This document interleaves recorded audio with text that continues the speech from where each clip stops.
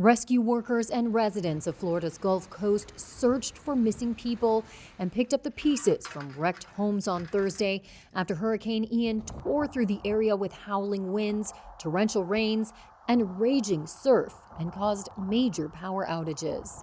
One of the most powerful storms to ever hit Florida, Ian flooded communities, downed trees, and ripped houses open before plowing across the state to the Atlantic seaboard. Was it really scary?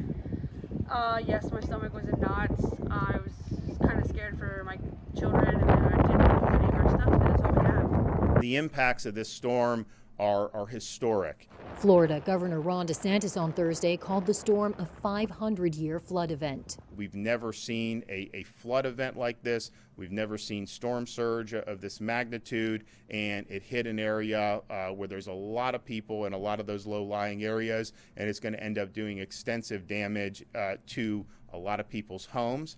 So there's going to be a lot of work to do. The extent of deaths and injuries was unclear on Thursday morning, as rescue workers were only starting to respond to calls, unable to go out during the treacherous conditions. Hurricane hunter Nick Underwood flew through the storm Wednesday and said it was the roughest flight of his career. Never seen that much turbulence before. And the other thing was lightning, just tons of lightning, especially in and around the eye wall of the storm, which is something that you really just don't see all that often. The Category 4 hurricane brought winds of 150 miles per hour, quickly turning Florida's southwestern shoreline into a disaster zone as it swept seawater into neighborhoods. George Koch, professor in the Department of Biological Sciences at Northern Arizona University, said climate change isn't making hurricanes more frequent, but they could get more intense. We have really been quite impressive for the amount of rainfall that they've produced, like over Puerto Rico very recently.